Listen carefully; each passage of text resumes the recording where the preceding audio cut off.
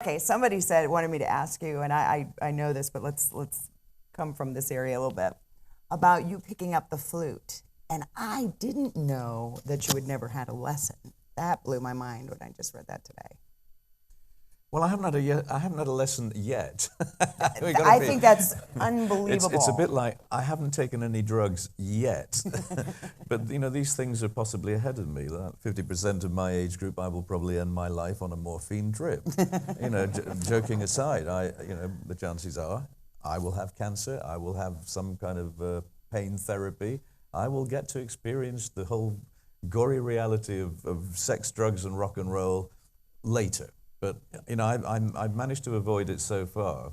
All I need is a morphine drip and a sexy nurse, and I'm gonna just rock and roll all the way to the end. But it's the same thing with playing the flute. I keep telling myself one day I'm going to learn to read and write music in the conventional way, and I shall take some flute lessons. I keep telling myself I'm going to do that, but like so many other people, I'm partly lazy, partly conceited enough to think that I can do this stuff without taking lessons.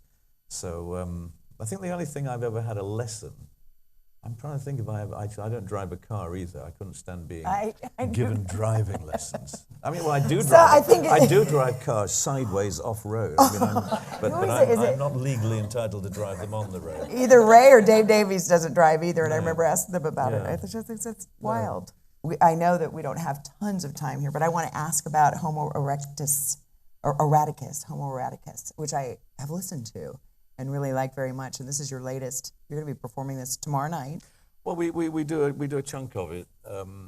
It's obviously the whole album lasts an hour, and then with all the video stuff, it's a lot for people to absorb first time around. So we do at least on this tour a slightly abbreviated version of Homo erectus, and then we finish off the first set with some other, best of category, catalog music that we played in the past. And second half of the show is a selection of the best of Jethro Tull, again with all the video stuff going on.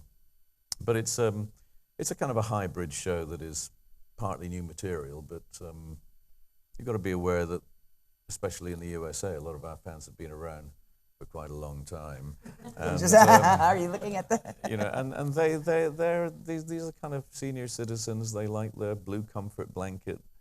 They like nostalgia, and so you've got to be prepared to cut a deal, which is, you shut up and listen to me for 35 minutes, and then I'll give you exactly what you want. But which is fine, because the stuff that I play, some of which goes back to '69. So we're talking really a lot of years ago.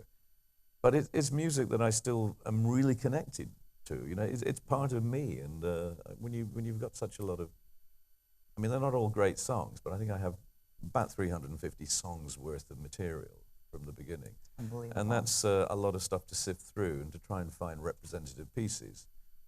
It's never going to satisfy everybody, because if you take a group of people and say, write me down your 10 favorite Jethro Tull songs, you're going to end up with a lot of different 10 favorites. There's maybe two or three are going to be in there from almost everybody.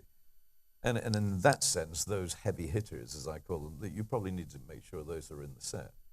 So it would be churlish of me to go on stage and not play Stairway to Heaven or Smoke on the Water. Or I've often wanted to do that, see if people would think, yeah, I think that was one of his.